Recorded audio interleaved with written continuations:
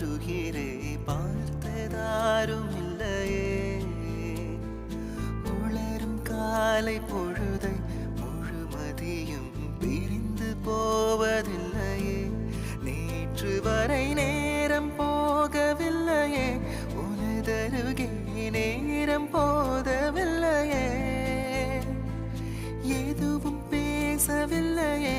இன்று ஏனும் எதுவும் தோன்றவில்லையே இது எதுவோ